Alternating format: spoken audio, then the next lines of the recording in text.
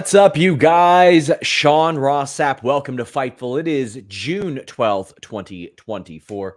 We're just a couple of days away from Clash at the Castle. Of course, we're going to have a post show here on Fightful, youtube.com/Fightful, Twitch, X, all that, whatever the hell you want to call it, Twitter, all those things. We got a preview show with Stephanie Chase and Corey Brennan, who is on site in Glasgow, Scotland for us this week. He'll be bringing you a lot of content. I dropped an interview with Sami Zayn today, the first one I've ever done. A whole lot of fun. We talk about his theme music. We talk about Johnny Knoxville. We talk about a whole lot of cool stuff. Friday, you're getting Grapsody a day early as a result.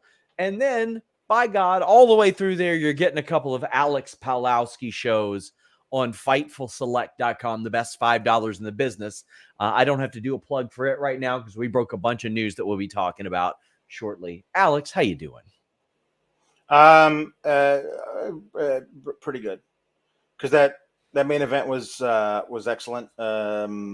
Feeling good. Looking forward to some stuff happening at the Clashel this weekend. Kate and I will be doing a review of that right after the show on Fightful Select. So come and join for that. I'll go ahead and tell you about one of our wonderful partners, BetOnline AG, the earliest lines. You can bet big with the highest limits and rebet functionality, the fastest payouts in a safe and secure environment, payouts in minutes. They've been trusted for over 25 years. And it's not just wrestling, but this week and probably here in a couple of weeks, we're going to be talking an awful lot about what they've got to offer by the way of wrestling. And some of you go, wait a second, you can bet on wrestling? Yeah, you can. And not only that, we've given you I think 9 underdog winners since December when our partnership with them started. And right now I'm going to go through some of the interesting lines at Clash of the Castle before we get into AEW Dynamite. CM Punk interfering is a minus 300 favorite. I would say that's a safe bet. Chad Gable slightly favored to win the IC title over Sami Zayn. I could see that one switching. That one's a tough one, because it's Gable's 5th opportunity, but also it seems like he's poised to feud with Otis. They also have some hypothetical matches like Sheamus, Ludwig Kaiser, Solo, Kevin Owens, Gunther, Randy Orton, but Cody Rhodes, a monster favorite to win. Drew McIntyre, a slight favorite to win, which is interesting to me that he's I don't know how you favorite. can have CM Punk interfering a favorite and also Drew McIntyre winning a favorite. It feels like those two things negate each other. I would get a little creative with my money here, fellas, and I'd maybe bet on both of them. Bet on both of them because one of them is probably going to hit. There you go. Bianca and Jade, monster favorites. You know, I'm not saying it's out of the realm of possibility that Alba and Isla pin Shayna and Zoe, get the moment, and then drop the titles again. But I feel like at least one of the Scottish people has to win on this show. Going 0 for 3 would be pretty rough. And Bailey is a minus 3,000 favorite. BetOnline AG. Check out our great partners there. Please leave a thumbs up on this video. Drop some blueberries in the chat. Alex, have you ever seen a good blueberry emoji? I don't know if I've ever seen. They're beautiful. Blueberry emoji. I've never seen one. Beautiful. Our friend Michelle Tate turned me on to blueberry emojis recently, and I got to say that they're pretty good. But yeah, leave a nice comment below. Leave us a nice review on audio platforms. Patrick Flanagan says, never bet on pro wrestling, never. Well, I mean, unless you listen to the 9 out of 9 underdog picks that we've had. All I'm seeing here are purple berries. Those look like member berries from that South Park episode. Yeah, but they count. Those don't look like, they're not even blue. Come on. I mean, those look like purple berries to me. I'm sorry. Not to be literal, but if you tell me what's a blueberry emoji, my first thing would be, well, it's blue, and those look purple to me. I don't mean to be like too literal, but get in your super chats, get in your Humper chats, guys. That's how you directly interact with us here. Humperchats.com or here at youtube.com/Fightful. We want to interact with you. Ryan Dubb says, is it true that AEW hired a new writer? So over the last couple of weeks, PW Insider revealed that I think it's RD Evans finished up with TNA and has started with AEW. Both of those are true. I got word of an internal memo within TNA. They said that he had given his notice and they thanked him for his contributions.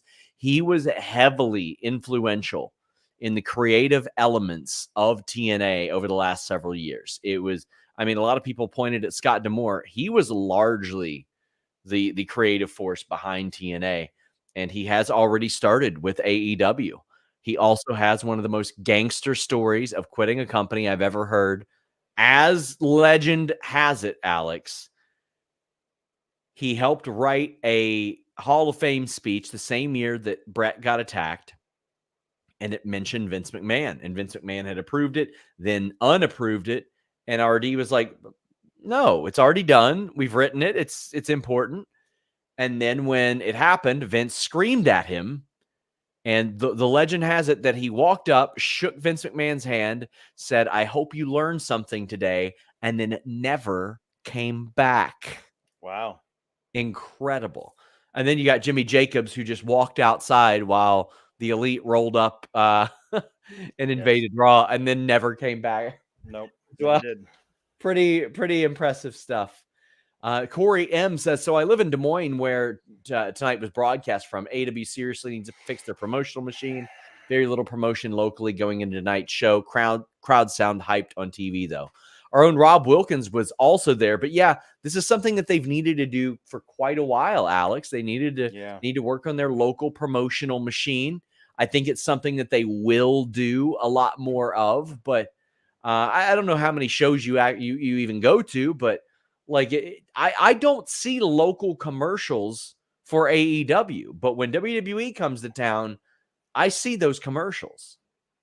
Yeah. I have certainly I live near Rockford, Illinois. Whenever they come to do a house show, because they don't usually broadcast from there, whenever they come to a house show, like, it's just constant on episodes of SmackDown for months in advance. Rockford, show up big time on the road to WrestleMania, and they all the time, at least 2 or 3 times a show on SmackDown, they'll show that. So yeah, I don't know what the deal is. I mean, I think they'll get better at it. They need to get better at it. That's what I'll say. I don't know if they will, but they need to. Rex Fortune says, what are the chances I see my dream match of Claudio versus, I can't pronounce. I always have trouble. Hechicero. My God. Hechicero. There you go. Oh my God. Every time. I've said it 1,000,000 times and I still fumble it every time. I don't get it. I think it's possible that you ever see it. Yeah. It sounds like the kind of thing that Tony would book on Dynamite or Collision randomly. Yes. Honestly. Yes. Yeah. It just, that's what he does. I like that he just came out and said, listen, I book for people who like pro wrestling. That's what I'm going to continue to do. And I admire that. I mean, yeah, why not? Mm-hmm. Well, we had Swerve Strickland coming out and the promo was going fine. And the Elite ran out. And I did like Okada's line. He said, whose house? My house, bitch. Yep. Then we got the Elite. I actually liked the bots and trolls line that they said. The bots and trolls doubt them. Yep. They said, we're going to do blood and guts. We challenge AEW's best to this match. Now, one thing that I didn't think bode well, they were like, we put half the roster on the sidelines. And I'm like, you guys are the bosses. Yeah. I don't know if that's a good thing. I think they should have said something like, we're so tough that unfortunately we did that. We listen, I mean, just the idea that a lot of our top talent is not on television. And we did that, which is hurting ad revenue. So we didn't do that. Like I feel like you're not allowed to be like boastful as the wrestler who put somebody on the sideline and then also the EVP. That's not good for you as the EVP, right? Isn't it not? I don't know, but I did appreciate them, trying to get Swerve to join up. I thought that's certainly the move, and I like they bribed him with a pair of shoes. I want to address this. Somebody goes, they're heels, LOL.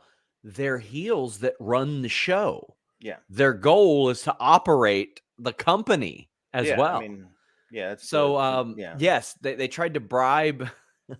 They tried to bribe Swerve with shoes, and like, listen, I became a sneakerhead because of Reebok pumps. So Yeah. good for them. Good for them Sure. is what I'll say. Sure. I felt like Swerve promo here like had some hiccups in it. Mm-hmm. Like you ran through an awful lot of the points like pretty quickly, but I like that Swerve has a lot going on. Right. Swerve has an awful lot of things that he's got his hand in, and he should, because he's the world champion. Mm-hmm. And I like that, with FTR seemingly sidelined for a while because of Dax's injury. Oh, it's so tough. It is. It is tough. And we're wishing Dax the best. That Swerve is sort of stepping up in this regard. Mm-hmm. The Acclaimed come out and make the save. And like, listen, I really, really, really like Anthony Bowens. Mm-hmm. I do not want to see the Acclaimed right here. Like, after I don't know that after that trios feud that they had, that the thing I wanted them to do was to step up to the main event. That's no. And here, that wasn't what I wanted. Fightful Select reporting that a couple of teams are looking to maybe be signed by AEW. There's no greater AEW needs some extra teams, because if the best we got to go after the Young Bucks and to possibly be part of a huge blood and guts match is the Acclaimed, which to me are colder than they have been in a long time. They had a meteoric rise to the top, but to me, like, and I've made no bones about it. I am firmly anti Max Caster raps until he changes his subject matter to something that doesn't involve personal assault on people. Sure.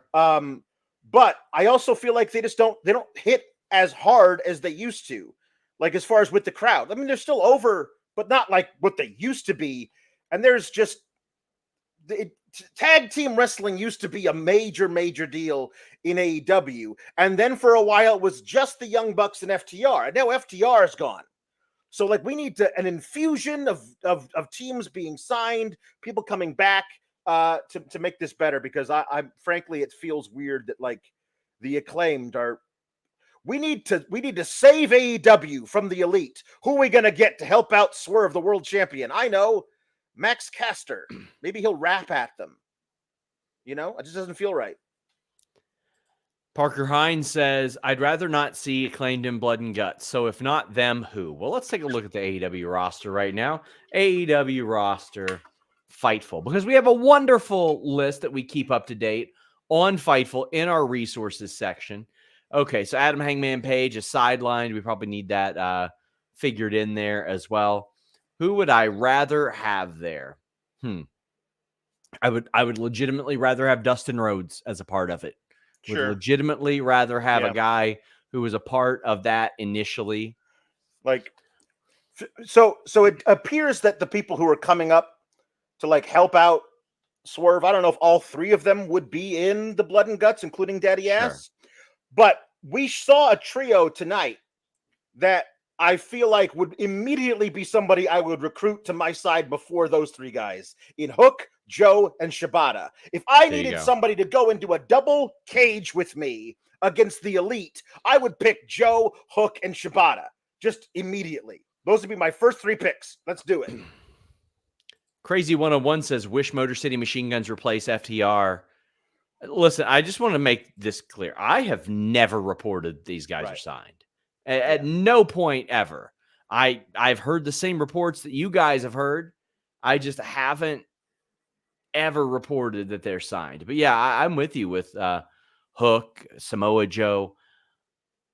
I don't know. I got a little bit of Acclaim fatigue, and I like them as a team and all that stuff as well, but got a little bit of fatigue after that. Patrick Flanagan, actually, Tim says, would need to turn Bowens and get him off the Acclaimed. I think Max Caster is the more natural heel. I really do. Oh, sure. Yeah. Any chance we get a women's blood and guts? I don't think this year. I don't think this year. But they it's been 2 years that they could have done it and haven't yet. So they're overdue. So you got to do one next year. Christopher Daniels comes out and announces eliminators matches for First off, he says, you guys can't fight because we've got too much on this show, which I do appreciate from a continuity standpoint. Also, Christopher Daniels not quite used to this role yet, it would appear. Not quite. He doesn't have the natural flow of a Nick Aldis or an Adam Pearce or anything like that, but I'm sure he'll adapt to it. There's not a lot he can't really adapt to. Mm-hmm. But yeah. Chi-Town Spurs says there's a tag team in AEW with history with the Bucks in a cage match. That too. Lucha Bros, sure. I would certainly go after them and to help me out. And they're also AEW originals, if you want to call them that. Yep. So they could easily help out. Just the Acclaimed being the first choice to like come out and save Swerve. I'm not saying Swerve chose them. I'm saying creative did. Feels just odd to me right now. And hey, if Penta's contract is up, as has been speculated, you could easily write him off in that match. Mm-hmm. As we have also reported, Ricochet was written off on Monday on FightfulSelect.com. We're going to have some more on that, as well as Samantha Irvin on Fightful Select on Thursday. And, how about this? How about some more contract news on Thursday on FightfulSelect.com? And because I'm feeling good, we'll do a Wyatt stable update before the end of the weekend. They put a clock on it. Back on Monday, they just showed a little countdown clock. If they really liked it, they should put a ring on it. That's true. Patrick Flanagan says, shit, didn't think you'd see my comment before. Love you, Sean. Hey, listen, I get it. Gambling isn't for everybody, but we have objectively hit on 9 out of 9 underdog locks here. Blood and Gut, or Tom LaValle says, CD is the higher power in AEW now. I called him the rehired power, is what I called him when he got his job back. That's good. Well, we got Jack Perry defeating Dustin Rhodes. We got some blood here. Jordan Scott says, going to the first AEW show and the first wrestling show since Armageddon 06 next week. Swear tonight Dustin bled as much as Joey Mercury did that night. Well, Dustin loves to bleed, brother. He does. I don't know if you can place a bet on that on Bet Online, but I would hammer that every single time. If my friends at Bet Online hit me up, I would have to say respectfully, don't take action on that. Don't do it. Do not do it. Like John Moxley and Dustin Rhodes would bleed playing Jenga with each other. Yes, they would. Like it would be rough, sure. But listen, man, I just love Dustin Rhodes' work. I like that he got that win over Johnny on Collision as well. He beat the Butcher a few months ago. He shows up and he wins here and there. Like he beat, I think, Willie Mack on Collision a few months ago. So he shows up and he wins here and there. Then he'll get put into a title eliminator. He's so sympathetic. He's very good. Like, I mean, this is a guy at one point, like a decade ago, just wasn't wrestling anymore. And that's a little wild to think that. I think it was 2011 he had stopped wrestling. Yeah. And here he is in 2024 still at it. He's only had like 8 matches. He's limited to about 10 to 20 a year, but still I love watching this guy work. They keep him serious enough that you can put him in a match like this versus Jack Perry that he's going to lose, but he'll give the kid a lot of offense and make Jack Perry look good, because the last few times you remember Dustin Rhodes wrestling, he won. That's a really vital thing to have on your roster, is a guy who's won 3 times in the past 2 months, and then you put him in the ring with a guy you need to push, and that guy beats that dude who's on a 3-match win streak, and all of a sudden that guy looks good. It's amazing how that works. I forever loved Dustin Rhodes' work. Like he's been around since I started watching. I remember I wasn't cognizant and aware at the time, but watching he and his dad face Ted DiBiase and Virgil on, I think it was the Royal Rumble VHS tape that I would rent from the store and all that stuff. And he's been pretty consistently involved in American TV ever since then. I mean, the guy has been wrestling since like 88, 89. So of course, Jack Perry gets the win here. He keeps on doing a really great job. We also got Roosh. They heated this guy up in a couple weeks. Really now, did. Listen, people can take issues with, a lot of the elements of it, the anti-American thing. If there's a person on this roster that I feel like should be a little anti-American, it's Roosh, because he could be like, I didn't have trouble getting on TV or getting matches until I came here, until I came to this place. When I was in Mexico, I didn't have any trouble with that. Yeah. But MJF has also helped get him over immensely as well. Sure. And it took a couple of interactions and a couple of brawls. Right. And I want to watch these two sons of bitches fight now, Alex. Yeah. Roosh just also feels like the dude who like comes out and is like, just like all of you Americans, weak. It's like, well, compared to you, sure. Like, I mean, if that's the bar, no, we do not clear it. Most of us do not. So, MJF coming out with the hands taped, I just thought is where, he's ready for, he came out extremely ready to brawl. That is premeditated brawling, sir. That you came out with the hands taped. You have no match tonight. This was fun. They both stuck it to each other, went to the back, got put through a table, pulled apart. And they announced later that the match is going to start next week's with 0 commercial interruption. I said, let it go full hour. Really like the brawl here. They've done a really good job. As far as AEW goes, I hadn't seen it with Roosh until this feud. And then I'm like, okay, it's hot. And maybe it's the other ingredient involved as well, but he's been doing really, really great here. Yeah. Meet Norma says, anyone going to Dynamite next week, hit me up in the Fightful Select Discord. We'll be indoors as it will be 100 degrees, but let's have a meet and greet. Nice. That could be something way different. Just so you all know. That's what people thought that me and the other media members were doing at that dinner in Minnesota. Yes. Mm-hmm. We're backstage. We see Kyle O'Reilly, Orange Cassidy, Mark Briscoe, and Willow. This was so fun. Like, yes. The all-star conglomerate. Is that what it was? Conglomeration, which is not a word. A conglomeration is not a word, but I'm fine with that because it's Mark Briscoe. This was a really fun promo. I think he did it all in one breath. I loved how impressed Kyle O'Reilly was with just how crazy Mark Briscoe is. That was really fun. This was a fun little backstage thing. And I like Orange Cassidy not really knowing who he can trust except for one person in the world, and that's Willow. Good yes. I really liked Kyle O'Reilly's facial expressions here. It's something we had talked about in our interview that we did a while back. But Renee being like, "Oh, how you doing?" and OC's just like, "Not good." Not great. No. That was fantastic. Sawyer said, really fun Dynamite this week. Fire matches, wild and varied promo segments. The women's division is now my favorite part of AEW.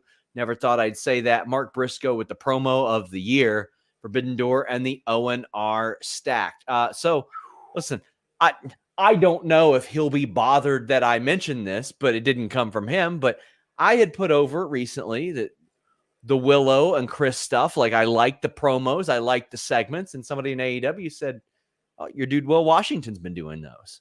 Nice. And when I hear that, I'm like, goddamn right. I'm like, goddamn right, Will Washington. There you go. Makes me so happy to hear that because, one of us. That's right. And I continue to hear great things about within that company. Yeah. So we're really, really proud of what he's accomplished and a great guy to boot. Oh boy, this match, Alex. Yeah. This is that shit that AEW Dynamite was built on. Where matches like this, the TBS title match, the main event. Yeah. This is the kind of thing. Yes. This felt like an old school Dynamite to me with matches like this. And I'll tell you what I love the most. Kyle Fletcher, the guy that always gets pinned, getting the pin here. Well, so, I mean, he pins Mark Briscoe, who's the ROH champion. So he should get a title shot. Kyle Fletcher is the TV title holder in ROH. Neither of them. Kyle Fletcher does occasionally, but Mark Briscoe, and he went on paternity leave right after he became ROH champion, but like has not appeared on ROH since he became champion. And this is just me regurgitating Kate talking points because she's the one who covers ROH and would love for some of these ROH champions to appear on actual ROH, so it's not a lost cause on Thursdays. But I'm hoping that the reason that this specific pinfall happened is that we're getting a Kyle Fletcher versus Mark Briscoe title match at Death Before Dishonor in July. Otherwise, I would call into question exactly why the ROH world champion is taking pinfalls on an episode of Dynamite. But the match was amazing. So I can't say anything bad about that. Yeah. And I mean, at least Kyle Fletcher is featured regularly on ROH programming, which is nice as well. Which is nice. He would be the only one. Yes. Yeah. He's doing a lot of that right now. And I don't know why they don't necessarily feature Mark Briscoe nearly as much. He's the heart and soul, but this was such an incredible match. I like the discussion of like, did you pay off? Did Callis pay off? The Roderick Strong element of this, like, was there a payoff and all that stuff? Meet Normus says, mods, send the link for the Fightful Discord, please. I'm in the SGS. So it's Fightful Select. You subscribe, you attach your email through there. You can even go to the search bar and type in Discord. You'll be able to connect that way because we don't have like a link or anything. Make the forest go away. SGS for life. Oh, we're getting to it. We're building to it, friend. Boy. Statlander attacks Willow on the ramp while the Undisputed Kingdom is consoling Kyle O'Reilly. Listen, at this point, unless Kyle O'Reilly's just out there having fun, they're letting him surf right now. Right. But from a win-loss standpoint, it does make sense for him to join the Undisputed Kingdom, strengthen numbers and familiarity and all that stuff, right? I don't know what the timetable is for Adam Cole, but it feels like until we can have a full Undisputed Kingdom, then Kyle O'Reilly nibbling at the edges for a while, I'm fine. You know what I mean? Like going there and not actually fully joining, because I like that, like, he and Roderick have a rapport and a respect for each other, but they were on opposite sides tonight of the 6-man and voluntarily beat the crap out of each other whenever they had the opportunity. And then after the match, they were like, it's okay, buddy, don't worry about it. So I'm fine with the nuance for a little while longer. I wouldn't want them to like get together right now if Adam Cole can't be back for like 4 more months. You know what I mean? I would like the whole thing together when it comes. All I want in my life is the Elite versus Undisputed Era, a 6-man tag. Yes. That's all I want. Listen, hey, if you want to include Okada and Bobby Fish in that, if you gotta, I don't care. I'll do it. I want it at some point. And at no point in the last 3 years have these guys all been healthy at the same time. Yeah. At no point. It's either O'Reilly or Cole or Omega. It's such a bummer, man. Yeah. Shingo Takagi enters the Owen Cup. That is not a bummer. That is, in fact, very, very cool. That's amazing. Yeah. And Pac also enters. Who said he should be a bastard, but he feels like a bitch. He says, I should be a bastard, but instead I feel like a bitch. So he's the greatest. I love him.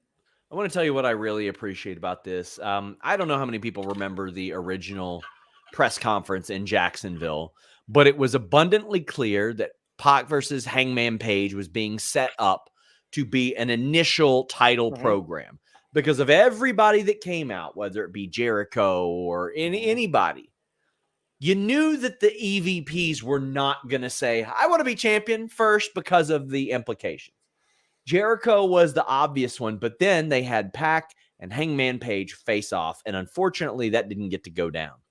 Now we finally got him sort of proclaiming that again and saying, oh yeah, by the way, I'm from there, so I would really like to be the headliner at Wembley. Right. Love that. Hook and Samoa Joe, like, Like this is very clearly like a mentoring type of thing. This is so good.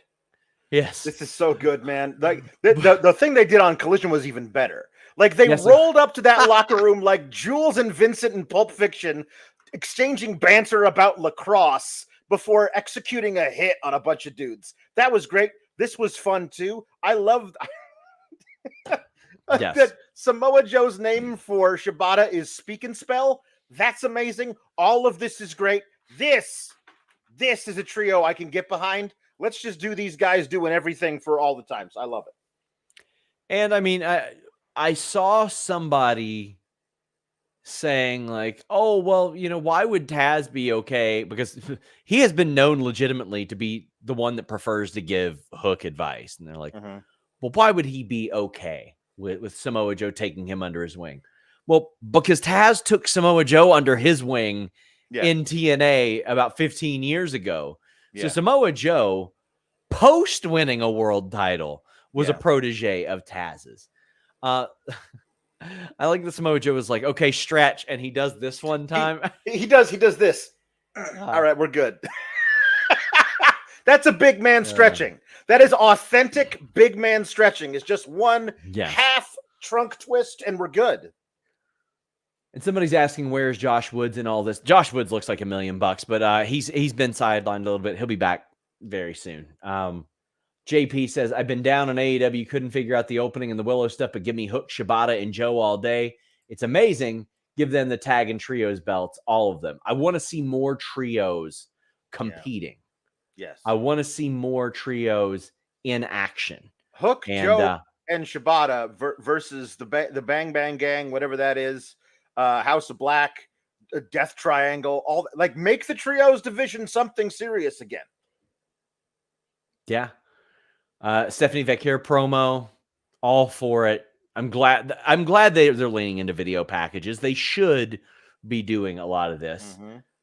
And then we get another slapper. Mercedes Moné defeating Zeuxis in a TBS title match. Tom LaValle says TK is for the sickos now.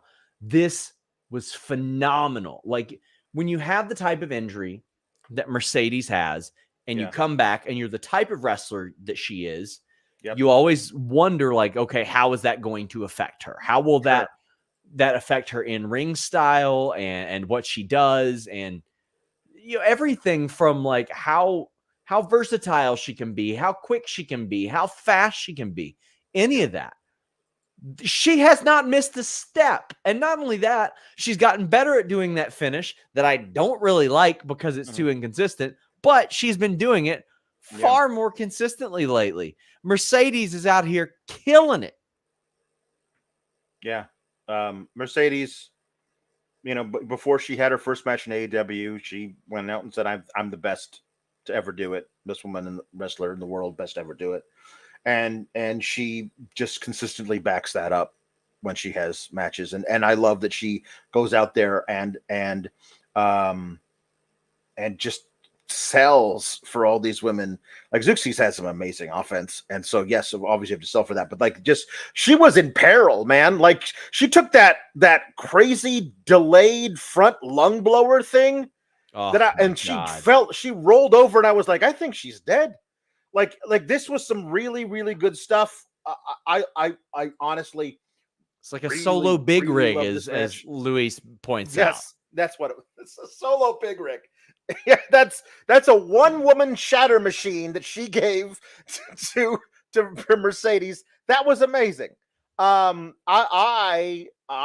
was in love with this. I want to see more Zeuxis. I love that they have this relationship with CMLL, and give me four matches of her a year, like at least. She's great. I've seen stuff, not full matches with Stephanie Vecchio. I'm really excited from what I've seen to watch her versus Mercedes. This is why I think a lot of people were like, you got to put Mercedes in the AEW Women's Title division. You got to put that up there.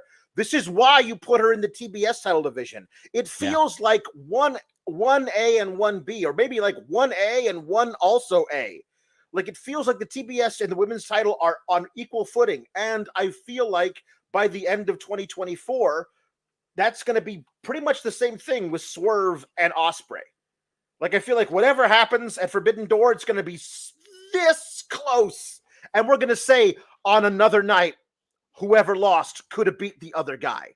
And then you're going to have the rivalry between two different wrestlers, but also between two different championships of who is the better championship, one in the men's and one in the women's. And that's a good thing. And then don't know if this was mentioned on our show, but I mean, Zeuxis is the tag team partner of Stephanie Vicker, which played into this so well. And also, she's someone that AEW has had their eye on. They had her wrestle Brittany Brooks in a dark match a few months ago as well. Ricardo says, love Mone very much, but the Money Maker isn't it. I mean, listen, I'm with you on that. When it hits, it looks really good. Yeah. It is a little awkward to set up. Sometimes it looks like one of those moves you created on the Creative Move for WWE back in the day, where it's like, pick them up, put them on their shoulders, spin them around. It looks like a move that Brian Cage would have done 5 years ago. Yes. Is what it looks like. And I will say this, she's gotten a lot more consistent with it as well. Guys, get those super chats, get those humper chats in. We would greatly appreciate it. Tony Storm, Mariah May promo. And then we got the announcement of Tony Storm versus Alex Windsor on Rampage. But that's not it. We got this fantastic Mina Shirakawa interview that is effectively narrated in large part by Mariah May.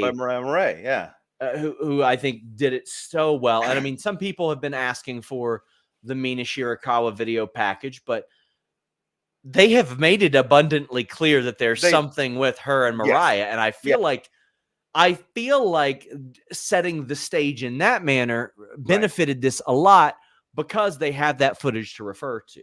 Yeah. This vignette, this thing answers all of those questions. If you had any lingering ones, and it's perfect setup for Mina versus Tony.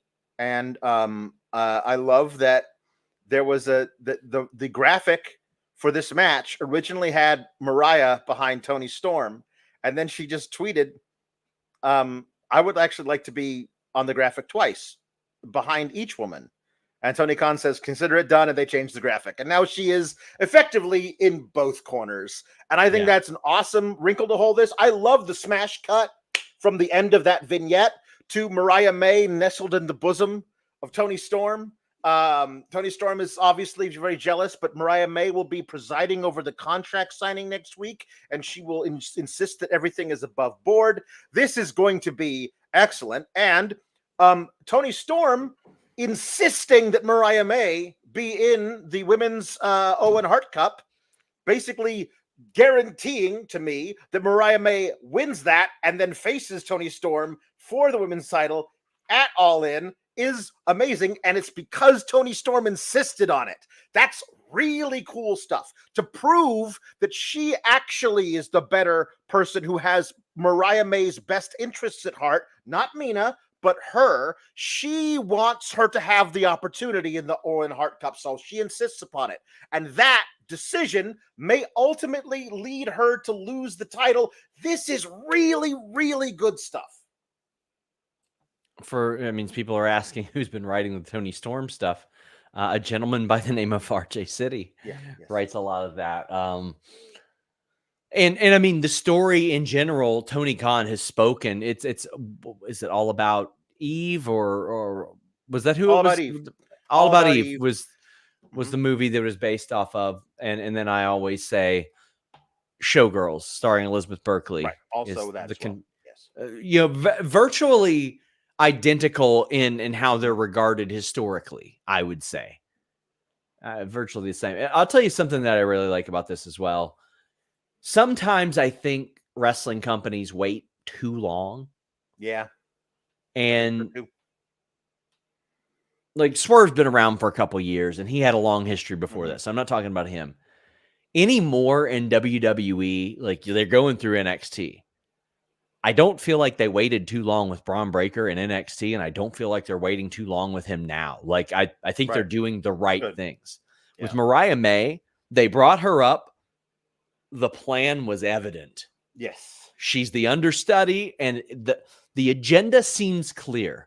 The hometown girl wins the title at Wembley, and then that sends Toni Storm back into another downward spiral. Like I just predictable isn't bad when it's good.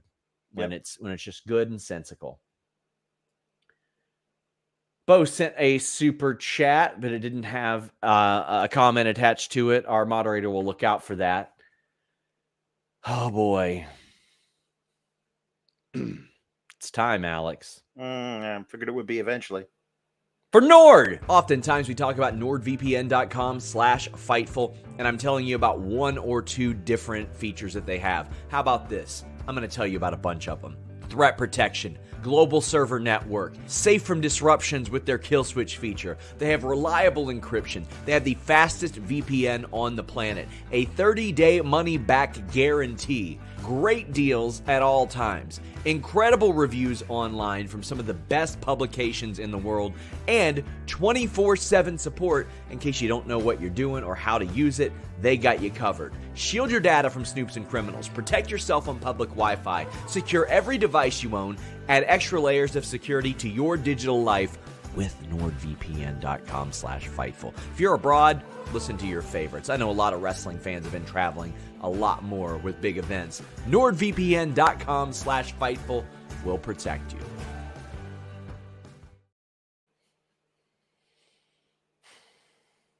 TV time with Chris Jericho. So last week, I entertained it the first week. Last week, I felt like it really undermined what the Young Bucks were already doing. Yeah. This week, I'm just like, what are we talking about here? The corn? Okay, all right, whatever. Darren Walker says, when Caitlin Clark ends the learning tree in 6 months, she'll be a bigger star in America than she is now. How dare Big Bill compare her to Jericho? Listen, if Caitlin Clark ends the learning tree, every country will unite and give her a gold medal, and there will be no more debate about the Olympics. James Zimmerman says, ad read out of nowhere. Thank you very much for paying us to say that. I appreciate that. Yeah. Private Party come out, and Jericho teaches them how to climb the top rope while also incorrectly explaining what he's doing. Right. He says, and then you step on the top rope, but he actually steps on the middle rope. That being said by somebody who is likely going to fall off the top rope the next time that they climb it in me. So don't clip that. Right. And then Private Party attack and get one up on Jericho, and they get a nice reaction. Steph the writer says, never loved them more than I did tonight. Go ahead, Alex. He told the Iowans how to grow corn. Because the gimmick is that he's a know-it-all who thinks he's right about everything, and so they're just going to ride that into the ground. I mean, I get it. I just don't think it's good, and I'm not entertained by it. And I don't know if anybody else was doing it if I would like it. I mean, I'd probably like it more than this because it would be not Jericho, but I don't know if this is something that we need to take up a whole bunch of literal TV time for. Because if what we're getting out of this, the first thing that we're actually doing from this is Private Party versus Big Bill and Brian Keith with Jericho at ringside, or I guess they could find a third guy and do a 6-man tag. I don't know if this is, if what the end result of this is important enough to have wasted all of this time on this stuff. It is what it is, and I can't stop it. So I'm just going to have to grit my teeth through it every week. Last time I said I didn't want to watch him 40 seconds at a time, 4 times over the show. I'd rather have it all in one block. I was wrong. This was just too much at once. Maybe we could just do it in just 2 increments of a minute and a half each on opposite ends of the show. I'm not sure. Maybe they could do a thing in picture. and then I wouldn't have to listen to it. I'm not sure exactly the best use for this, but I know that I'm going to have to suffer through it for the next few months. Bill says that Jericho needs to make like a tree and get out of here. There you go. Meet Norma says second women's match instead of Jericho shenanigans. I mean, that'd be nice. Grapple Geekery says the one good thing about TV time was that Private Party didn't join the learning tree. Baffled by people who enjoy this. Feel bad for PP, BK, and Bill. Listen, I almost yelled at Kyler last week for enjoying it from the official account. I had to say to somebody, can y'all not get us dunked on for 1 week, please? That's all I asked for. Like, for 1 week. Just like, no, don't get somebody with Fightful in their name dunked on Twitter. Yep. Bullet Club Gold, call out the House of Black. They are still the Bullet Club Gold. I've mentioned this in numerous times in the past, but there's no Switchblade here tonight. Card Blade instead, but it seems like they are freebirding the titles because they referred to them as 3/4 of the Trios champions. On Collision, I think it was Collision. It was Rampage. Jay White came out with Juice and had him kneel before him and placed one of the belts over his shoulder. And I was like, oh, what I thought we were going to get just Juice Robinson replacing Jay White in the Trios champions so Jay White could go over and get to the finals of the Owen Hart Cup without having to worry about Trios stuff. But he just said, you are now officially part of 1/4 of the Trios champions. So at least they did it on screen, albeit on Rampage. And I love Juice Robinson. I think he's amazing. I'll never forget. Go to sleep. I don't got to go to sleep. I'm not tired. I got 8 hours last night. I love Juice Robinson. I'm very excited about this match. Great. Saturday. House of Black versus Juice Robinson and the Guns will be a lot of fun. This 1 year thing of Collision, because also they're doing Thunder Rosa versus Deonna Purrazzo. They've stacked Saturday night. That's going to be a big night for them. I hope they get a good rating for that. One of my recent complaints was I don't like how each match I know the result of it. Now, most of the matches tonight, I did. Now, the 6-man tag, I did not. But on Collision, it's in doubt an awful lot more. Like, they don't have House of Black lose a whole lot. Like, so I'm very pumped for this. Terminal Parallelogram says I can totally hear Juice saying they're bang bang ganging the titles in a week or two. Now he'll probably say they're gang banging the titles. Knowing him, banging the titles, yes. Yeah. Tony Miller says Jericho is only like Socrates and that everyone wants him to drink him.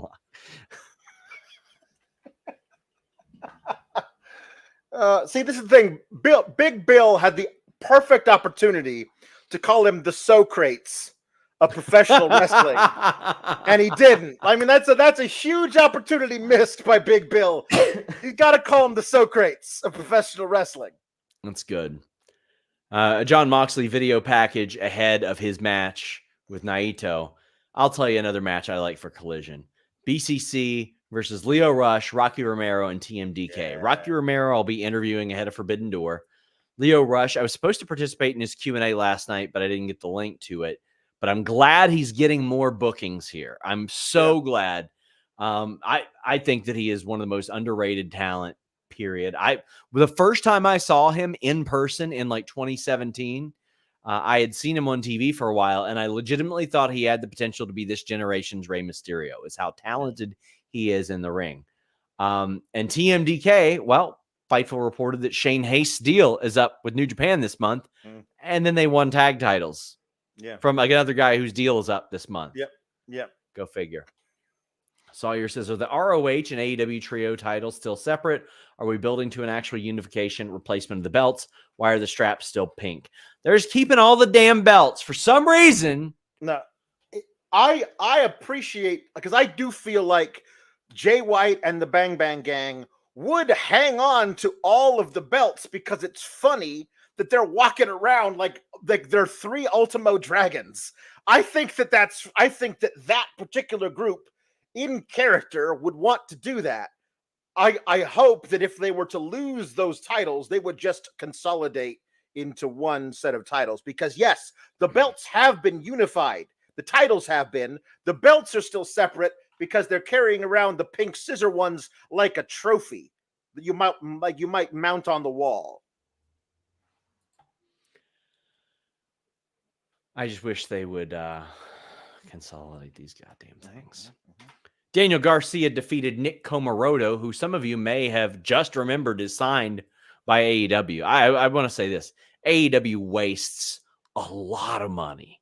Yeah. Like a lot of money on people who aren't on TV. He's been on ROH of late.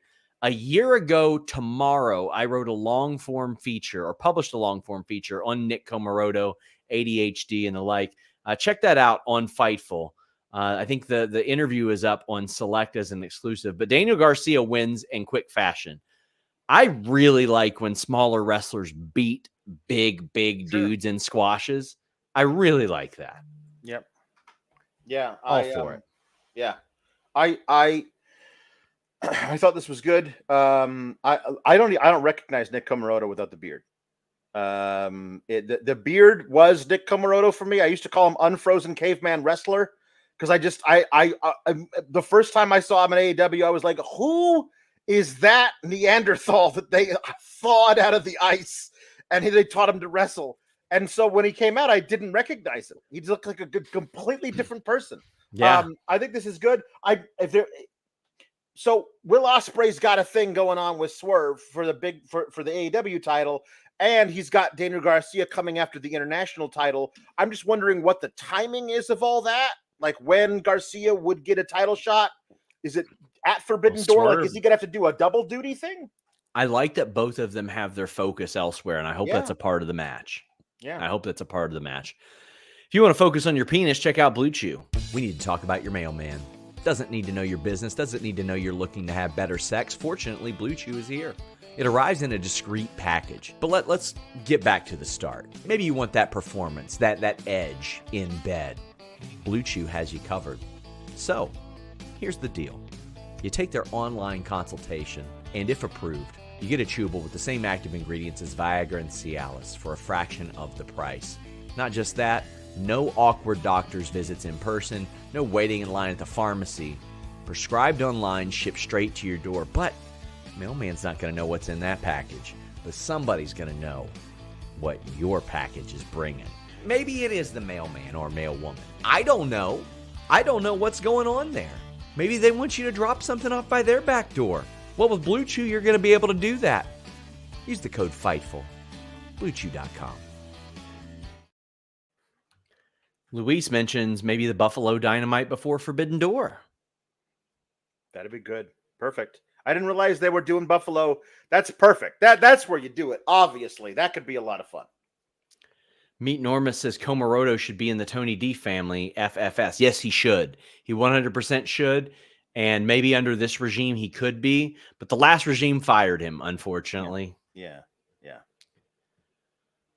Will Ospreay. So he did an interview. He said he was going to deliver the contract.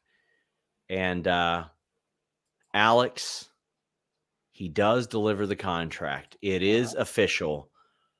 For the sickos, we've got a triple threat match with this guy in a hat with the AEW title. We're going to combine the titles. Yes. And Prince Nana said, put me behind both of these guys on the graphic. Is Winner, what he said. Take all. There you go. And by that, Will just looked at him and he said, I want the hat. That's what he wanted. I mean, listen, if you're a production guy, if you're a cameraman, tell old dude to drop that belt off his shoulder for that shot. For that shot, yes. For that shot. Yeah. Tell him to move or just have Swerve move. Yeah. One or the other. It's such a minute thing, but still, like, come on. Yeah. Then we got an absolute humper. Yeah. Will Ospreay defeated Ray Fenix. Holy shitting balls, Alex. Yeah. This is what you want to see. And did we think that Ray Fenix was going to win? No, we didn't. No, of course not. And, would I have liked it a little more if there was some doubt? Sure. But Yeah. ultimately, what Will Ospreay is here to do is to put on matches that you would say, you know what, I can't tune into Raw or SmackDown or NXT and see that. I can't tune into TNA and see that. That's his one of his purposes here. And I think he's doing it awfully well. Yeah, Will Ospreay's he's one of a kind. And Ray Fenix is obviously, they have, this is not the first time they faced off, just the first time they've ever done it in AEW. So they have incredible chemistry. They're really work really well together. The amazing opening, like this super fast, all counters to counters and stuff. The Hurricane Rana off the top rope where Will lands on his feet, followed immediately by a tornado DDT that Fenix counters into a handstand and spring up to his feet. Like really amazing stuff where you're watching. Like it feels like that moment in an Avengers movie where two of the superheroes are fighting each other just because they don't like what the other one ordered for lunch. Yeah. Like it's not actually about anything, but they're fighting, and it's like, wow, these guys are amazing. And that's what it feels like watching them do stuff. It's amazing. The counter into the cutter was phenomenal. Yes. It's so funny. We talk about Forbidden Door matches and people are like, oh my God, Ricochet and Osprey. I think one of my dream matches right now is Osprey versus Braun Breaker. Like I want to see Braun Breaker do that run up Frankensteiner. Yes. And then Osprey to just land on his feet. There you and go. I want Braun Breaker to land on his feet the same way and know that Osprey has already landed on his feet. Yeah, good stuff. Oh my God. Like, whoo boy.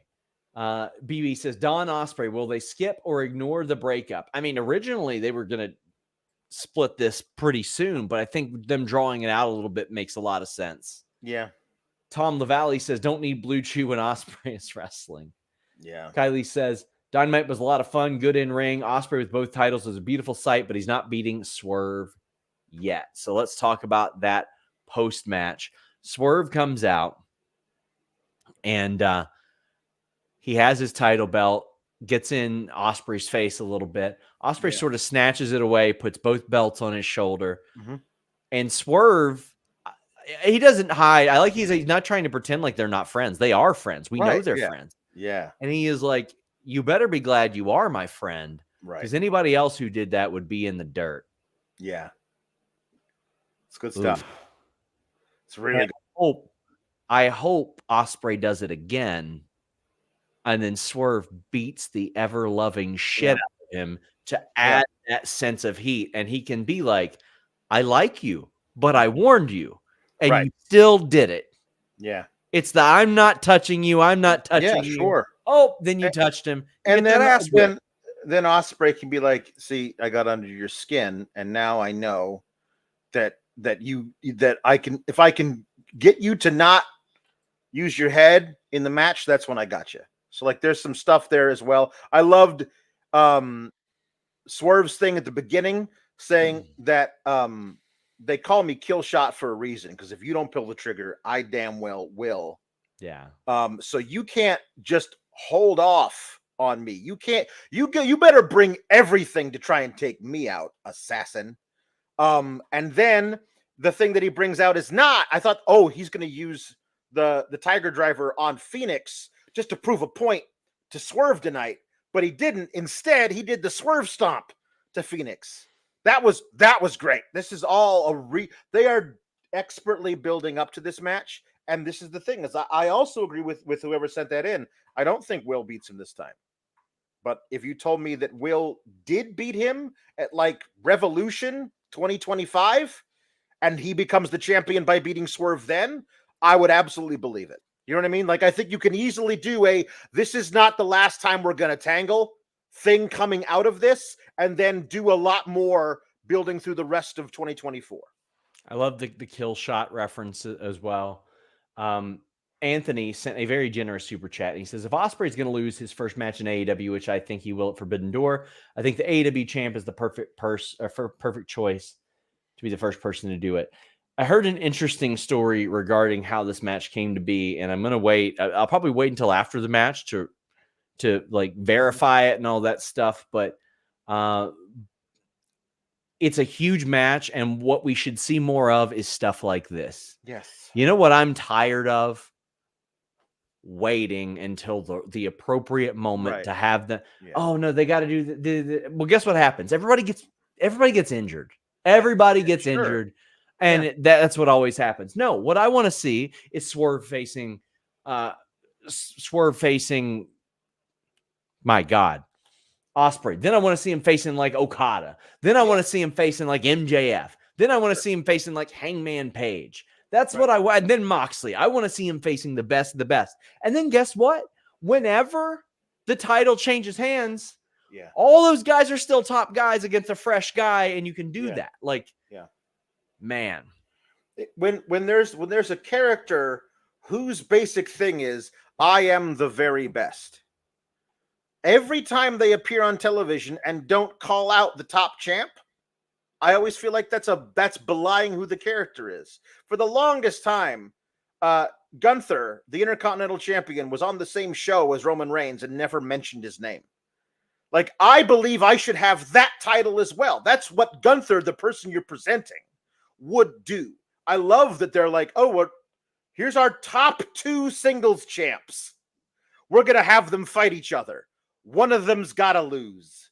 Like, that takes a lot of guts to figure out how we're going to do everything with that from beyond. It's not a very easy thing to book. There could be a lot of fun stuff here. Get in your super chats, get in your humper chats. We are heading down the home stretch. Vicky says, hi, SRS and Alex. Osprey. Who turns first? Swerve or Will? How do you see this playing out? Thanks for all you do. Love you guys. I think Swerve does. I think he does. I think that, or at least he shows those heel elements. And I have often mentioned this, that my favorite things in AEW is when you choose your own adventure based on the month. Depending on the circumstances and the story, you decide, do I cheer for this person or this person? That to me is progressive, mature, adult booking. Yes. Now, there are some people like Cody Rhodes in WWE. He's not going to do a lot that makes him a heel. So you don't need the shades of gray. He's mega over as a babyface. So you don't need that. But like when you're dealing with guys like Moxley and sometimes a Swerve, they're going to do things to make you go, well, I like this guy, but I feel really conflicted about why I don't approve of this. There's a really great opportunity to have the side of Swerve that intimidated a baby show his face again with this thing with Ospreay. If Ospreay pushes him too hard, there's a lot of, you could easily bring that side of Swerve out again. Somebody's mentioning they get sponsored ads on Facebook for the local show. I mean, TV commercials, friends. Like that.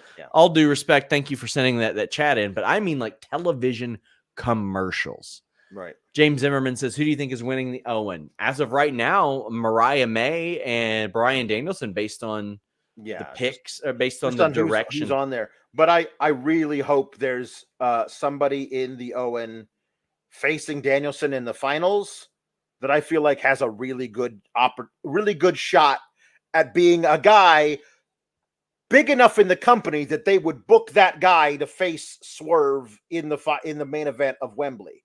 Like, so I would love for Danielson to actually have to face Shingo in the tournament, but I don't feel like Shingo has a shot in hell of actually being booked to win that tournament to go on to face Swerve in the main event of Wembley. Danielson right now, as constituted, is the only guy I feel like is on that level. Roberto says, since July has no pay-per-view, make the Owen tournament your July must-see. With those entered already, it's the must-see for the month of July. Shingo, yes. Well, it ends in early July, which I feel like they kind of worked themselves. Got to start fast, man. Yeah, I believe it's going to be eight-person tournaments. So, and based on the heavy hitters we've seen involved in it, here's something I would not mind, because Peyton Carter brings up Hangman. If Hangman is on one side of the bracket and Danielson's on the other one, those guys, Danielson and Hangman, have history, but Danielson never faced this Hangman before. And wouldn't Hangman love to get another shot at Swerve? Like, if you told me Danielson and Hangman were in the finals of that tournament, I mean, honestly, that's probably the most likely guy other than Danielson to win it. Lord Peter says, prediction, David Finlay costs Will Ospreay the title at Forbidden Door, setting up Finlay Ospreay at All In. Thoughts? Lord Peter, respectfully, I don't think there's a chance in hell that happens. I think that Ospreay will be facing probably a top name in AEW at All In. Like, At All In for sure. I mean, I could see maybe them doing Finlay versus Ospreay at Forbidden Door if Ospreay wasn't doing what he was doing at Forbidden Door. Yes, that's you know what I mean. Yes, of course. I think Ospreay is going to face either like Moxley or Okada or MJF. I think we're doing MJF versus Ospreay. Yeah. I think it's got to be a big name, marquee name. If he's not getting the title shot or defending the title, it's got to be one of those. Or maybe Danielson, if he does happen to win the title or something like that, would be quite appropriate. Yeah. Or Hangman or something like that. He's going to get a big match. Dynamite is in Fairfax, VA next week. Come through. I will not be coming through. But guys, thank you all so much. Please leave a thumbs up on this video. Please leave comments on the YouTube video. I'm coming by there and talking to everybody. A nice review on our audio platforms means a lot. A reminder, prediction show with Stephanie Chase and Corey Brennan. Grapsody is on Friday this week. We have AEW and TNA post shows. I'll be live here Saturday as well. But FightfulSelect.com. I'm going to have some more contract news on Thursday. Everybody's been asking about more on Ricochet, more on Samantha. We got you. FightfulSelect.com. Best $5 in the business.